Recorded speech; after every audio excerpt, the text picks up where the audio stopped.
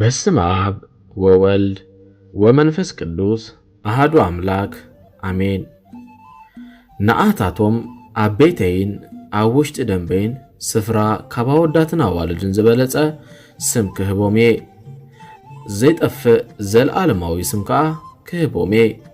ትንቢተ ኢሳይያስ ምዕራፍ 56 ካብ ፍቕዲ 5። ሰላም ክቡራት ተኸታተልትና መንፈሳዊ ቻናል ብእምነት ንቑሑ ኣብ ዘለኹሞ ናይ እግዚአብሔር ሰላም ናይ ቅድስተ ቅዱሳን ቅድስት ድንግል ማርያም ጸሎትን ምልጃን ምሳኻትኩም ይኹን።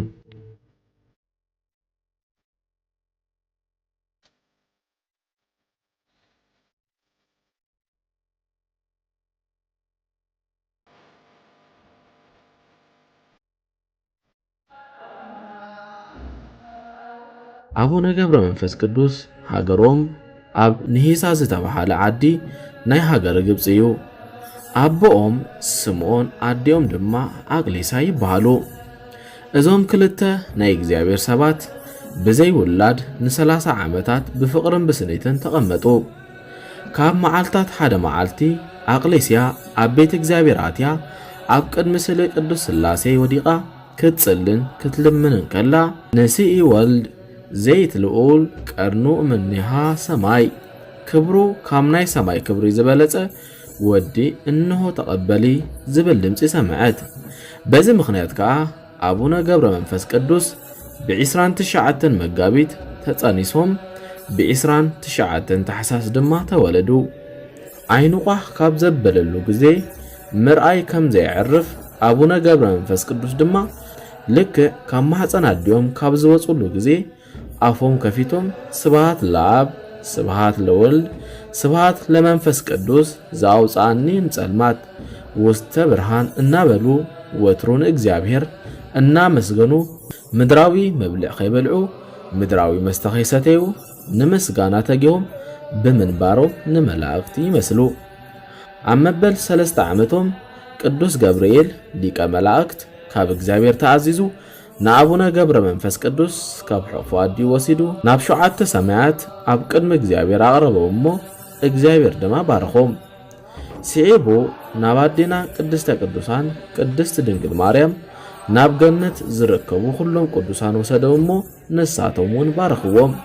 ብድሕሪ እዚ እቲ መልአክ ናብ መነኮሳት ዘለዎ ገዳም ወሲዱ ኣብ ኣፍ ደገ ኣቐመጦም።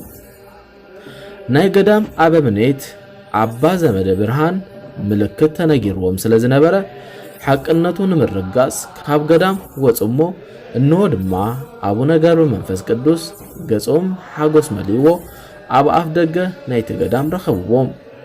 እንሆ ከዓ ወሲዶም ኩሉ ናይ ቅድስት ቤተ ክርስቲያን ስርዓት ትምህርቲ ወንጌል ድቁናን መሃርዎም። ናብ አቡነ አብርሃም ዝበሃሉ ጳጳስ ወሲዶም ድማ ማዕረግ ድቁና ኣውሃብዎም። ብድሕሪ እዚ ሃብቲ ምፍዋስ ተዋሃቦም። ብሓደ ጊዜ ድማ ብዙሓት ሓንካሳት ዕውራን ፈወሱ። ካብ ዕለታት ሓደ መዓልቲ ድማ ቅዱስ ገብርኤል መልአክ ብክንፉ ገይሩ ተሰኪሙ ናብ ቅድሚ ጎይታ ኣቕረቦም። ጎይታ ድማ ባረኾሞ ብጸሎትካን ብኣማላድነትካን ካብ ሲኦል እተድሕኖም ብዙሓት ነፍሳት ስለ ዘለው ካብ ሰብ ተፈሊኻ ሰብ ኣብ ዘይነብረሉ በረኻ ኺድ።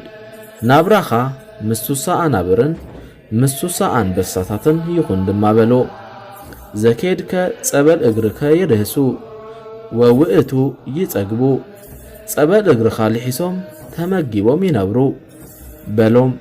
በዚ መሰረት ከዓ ናብ ገዳም ኣትዮም ምሳናብርን ምሳናብስን ምንባር ጀመሩ። ከምቲ ነቢ ዳንኤል ናብ ኣፍ ኣናብስቲ ኣብ ዝተደርበየሉ ጊዜ ኣብቲ ጉድጓድ ዝጸንሕዎ ኣናብስ ወላሓንቲ ጉድኣት ከም ዘይውረድሉ ንአቡነ ገብረ መንፈስ ቅዱስ እውን ኣብ ቅድሚ እግዚአብሔር ብዝረኸብዎ ጸጋ ምስሱሳ ኣናብስን ምስሱሳ ኣናብርን ብሰላም ይነብሩ ነበሩ። ንሳቶም ኣይገድውዎን ጸበል እግሮም ተመጊቦም ደኣ ነበሩ እምበር። ከምዚ ኢሎም ከዓ ን300 ዓመታት ተቐመጡ። ብድሕሪ እዚ ሁሩ ምድሪ ኣጋእዚ ወበህየኒ ወሃለው ነፍሳት ዘታውፅኦሙ በሎም። ቅዱስ ገብርኤል ብሰረገላ ነፋስ ጽዒኑ ምድሪ ከብድ ኣብ ዝበሃል ቦታ ኣብጽሖም። ቀጺሉ ድማ ናብ ዝቋላ ወይ እውን ደብረ ቅዱስ ኣብጽሖም። ኣብዚ ኮይኖም ብንጽህና ናይ ህዝቢ ኣጋይዝ ኃጢአት ሪኦም ኣብ ባሕሪ ኣትዮም ቁልቁል ኣፎም ተደፊኦም ብርእሶም ኣብ ባሕሪ ቆይሞም ክጽልዩ ጀመሩ።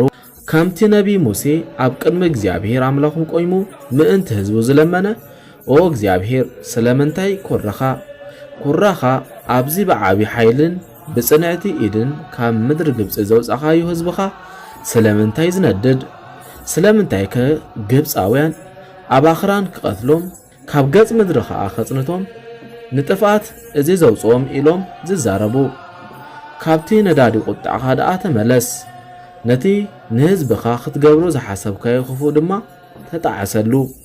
ዘፀአት ምዕራፍ 32 ካብ ፍቕዲ 11 ክሳብ 14 እናበለ ስለ ህዝቡ ዝለመነን ዝተመሃለለን ብምዝካር ኣቡነ ገብረ መንፈስ ቅዱስ እውን ስለ ህዝቡ ለመነ።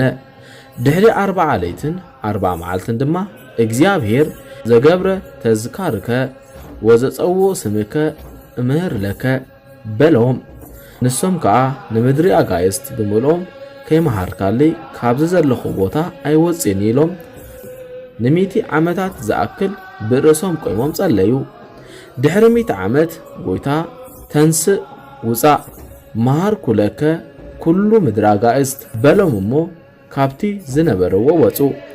ብድሕሪ እዚ ናብ ምድረ ከብዲ ወሪዶም ካብ ሰማይ ንታሕቲ ካብ ምድሪ ንላዕሊ ን7 ዓመታት ዝኣክል ከም ዘተተኽለ ዓምዲ ኮይኖም ዓይኖም ከይኸደኑ ን7 ዓመታት ሙሉእ ጸለዩ።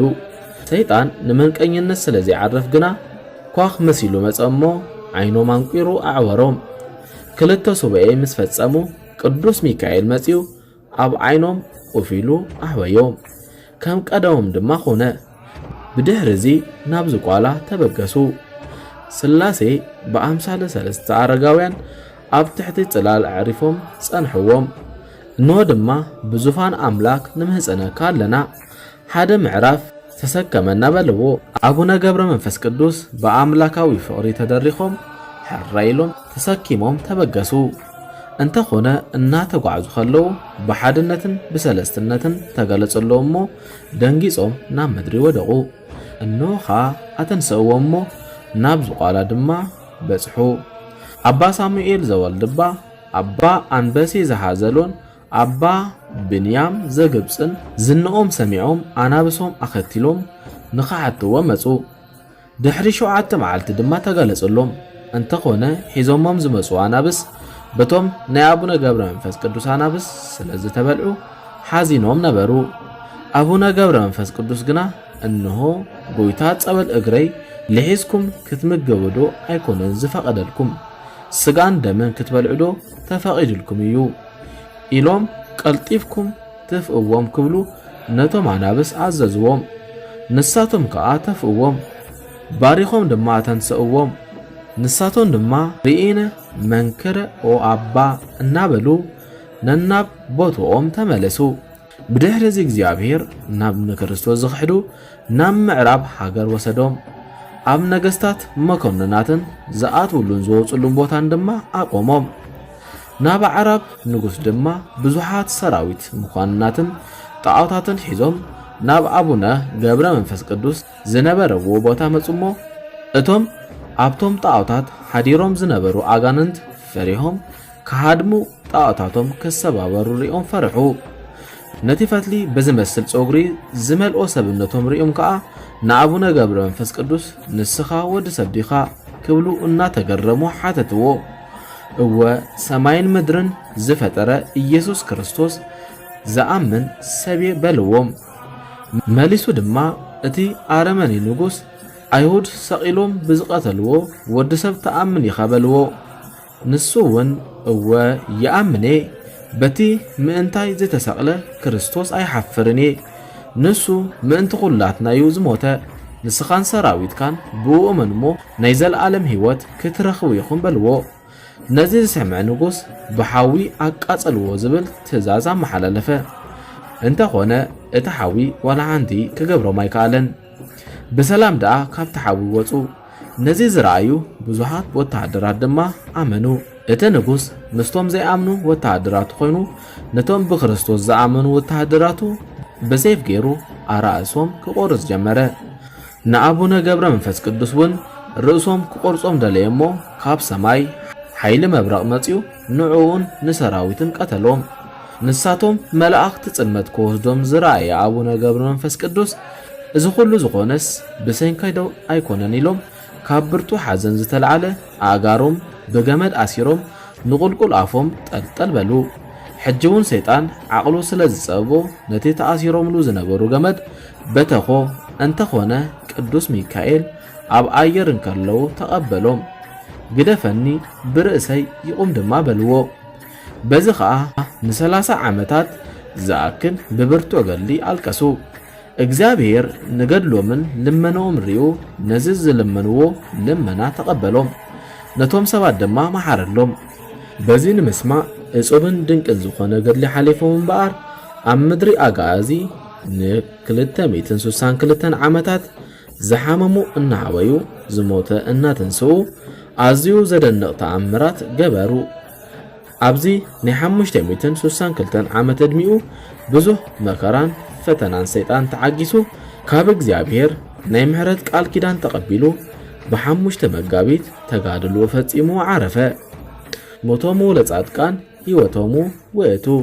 ንጻድቃን ሞቶም ሕይወቶም እዩ ከም ዝተባሃለ ቅዱሳን መላእክቲ ንነፍሶም ተቐቢሎም ኣብ ናይ ዘለዓለም ሕይወት ኣዕረፍዎም።